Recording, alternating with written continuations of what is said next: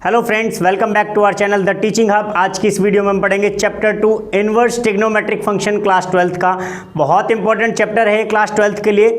Chapter 5 की अगर मैं बात करूं, differentiability and continuity totally depends upon this कि अगर आपको इन्वर्स ट्रिग्नोमेट्री या ट्रिग्नोमेट्री 11th क्लास की नहीं आती है तो आपको वो चैप्टर समझ में नहीं आएगा। दैट्स वाई ये चैप्टर आपको समझना बहुत ज़रूरी है। अगर आप ये चैप्टर अच्छे से नहीं समझेंगे दैट मीन्स कि आप आगे के लिए अपना नुकसान करने जा रहे हैं। तो नाउ हम देखते हैं inverse trigonometric function y equal to sine x, y equal to cos x, sec x, cosec x, tan x, cot x. मैंने 6 फंक्शन दे रखे हैं आपको। इन ट्रिग्नोमेट्रिक फंक्शंस में आज तक आपने 6 ही फंक्शंस पढ़े होंगे। इन 6 फंक्शंस का आपको क्या निकालना है? इन्वर्स। अब इन्वर्स निकालने के लिए सबसे पहली कंडीशन है कि फंक्शन का 1-1 और ऑन टू होना कंपलसरी है। अगर फंक्शन 1-1 ऑन टू नहीं है, मतलब फंक्शन बाइजेक्टिव नहीं है, दैट मीन्स कि उसका इन्वर्स नहीं निकलेगा या इन्वर्स डज नॉट एग्जिस्ट। ये हमने पिछली क्लास में पढ़ा है।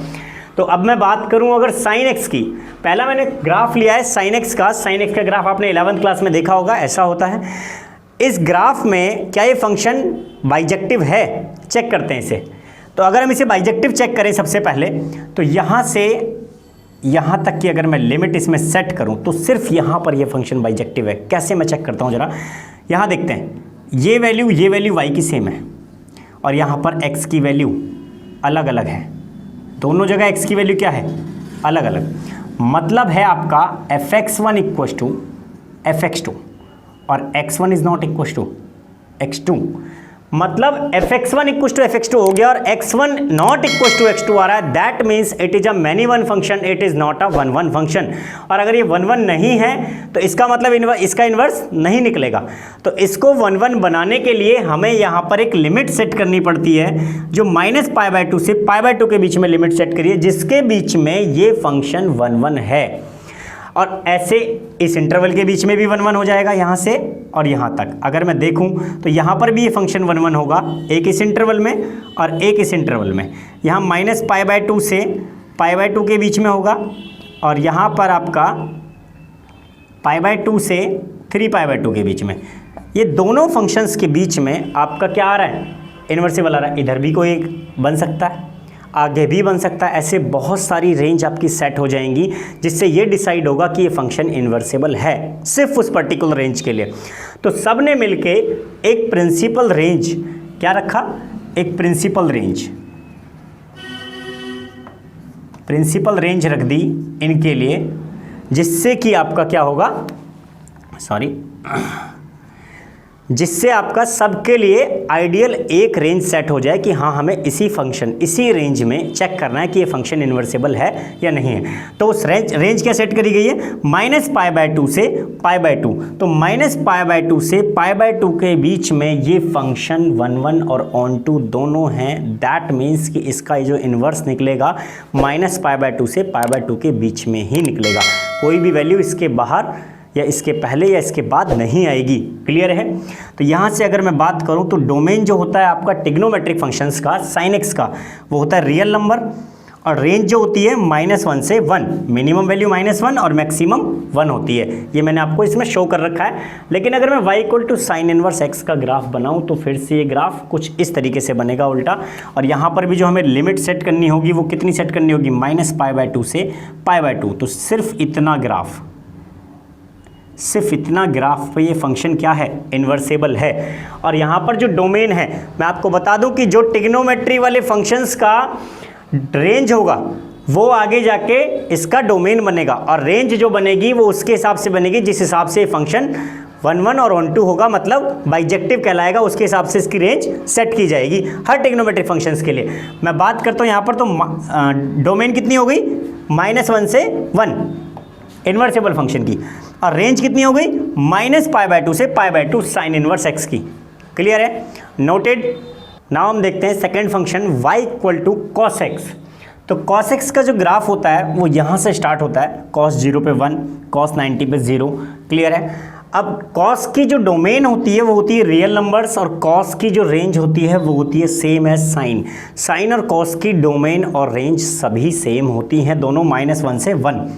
तो अब मैं अगर इसका कॉस इन्वर्स निकालूं तो फिर से मुझे क्या करना पड़ेगा, इसकी रेंज सेट करनी पड़ेगी जिससे ये फंक्शन 1 1 और ऑन टू दोनों हो जाए। तो इसकी रेंज सेट करने के लिए मैंने क्या किया, यहाँ पर 0 से, ये 0 से और पाई के बीच में, 0 से पाई के बीच में इसकी रेंज सेट कर दी है, जिससे कि ये क्या हो जाएगा, ये फंक्शन यहाँ के बीच में इन्वर्सेबल हो जाएगा, मतलब 1 1 और ऑन टू हो जाएगा। यहाँ की सभी वैल्यूज़ के पास में यूनिक इमेज है, that's why it is a 1 1 function. और सभी प्री इमेज, सभी कोडोमेन्स के पास में प्री इमेज भी है, that's why it is a onto function. That means it is 1 1 and onto, मतलब ये फंक्शन क्या हो गया, बाइजेक्टिव फंक्शन। अब ये बाइजेक्टिव है, अब इसका इन्वर्स निकलेगा, और जैसे इसका इन्वर्स निकलेगा तो वैल्यू कौन सी आएगी आपकी, 0 से पाई, 0 से पाई, इस रेंज में आंसर आएगा। ये ग्राफ है आपका, ये आपका बीच का ग्राफ है, और यहाँ पर कौन सा ग्राफ है, ये वाला। क्लियर है? तो यहाँ से अब इसकी रेंज जो है उसकी डोमेन बन जाएगी -1 से 1। क्लियर? क्लोज्ड ब्रैकेट के साथ में, क्लोज्ड ब्रैकेट का मतलब होता है -1 और 1 भी काउंट होंगे। रेंज, अगर मैं इसकी रेंज की बात करूं तो 0 से पाई जो मैंने अभी सेट करी है, 0 से पाई के बीच में ये फंक्शन 1 1 और ऑन टू दोनों है, that means it is a invertible function. तो y equal to cos inverse की डोमेन और रेंज समझ में आई। क्लियर है? नाउ हम देखते हैं third function sec x। sec x में आपको sec x का जो ग्राफ दिया होता है वो कुछ इस तरीके से दिया होता है कि यहाँ पर -π/2 और π/2 sec 90 जो होता है वो होता है नॉट डिफाइन या इन्फिनिटी, और sec -π/2 भी क्या होता है, नॉट डिफाइन या इन्फिनिटी।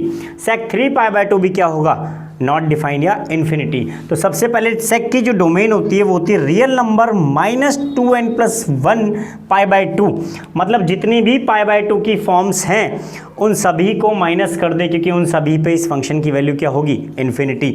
इन्फिनिटी मतलब 1/0 मतलब नॉट डिफाइंड, और ये अगर नॉट डिफाइंड हो जाएगा तो ये फंक्शन ही नहीं बचेगा। तो इसलिए दैट्स वाई इसको हमें डोमेन में माइनस करना पड़ता है। ऐसे ही रेंज में, जब रेंज आएगी आपकी, रेंज सभी रियल नंबर्स आते हैं बट -1 से 1 के बीच के नंबर नहीं आते हैं, मतलब इन दोनों के बीच के नंबर, ये इंटरवल की वैल्यू आपकी सेक के अंदर नहीं आती है, या तो -1 से छोटी आएगी या 1 से बड़ी आएगी। क्लियर है? तो अब हम बात करते हैं, दूसरा ग्राफ बनाने की ज़रूरत नहीं है सेक इनवर्स एक्स का, बिना उसके भी हम सेट कर सकते हैं रेंज और डोमेन, किसके, सेक इनवर्स एक्स के। तो डोमेन और रेंज सेट करते हैं। सबसे पहले मैं बता दूं कि जो सेक का रेंज है वही डोमेन होगा। क्लियर है? Real number of that's and -1 से 1 हमने हटा दिया। अब रेंज की बात करते हैं, तो रेंज के लिए हमने एक लिमिट इसमें सेट कर दी है पहले से, 0 से पाई। कहाँ से? 0 से पाई, यहाँ से यहाँ तक। तो यहाँ से यहाँ तक अगर कोई लिमिट सेट की है तो उसमें जो ग्राफ काउंट होगा वो ये वाला नहीं होगा, वो सिर्फ कितने होंगे, सिर्फ इतना ग्राफ काउंट होगा, बाकी ये भी नहीं होंगे और ये भी नहीं होगा, सिर्फ इतना, यहाँ से ये और यहाँ से इतना।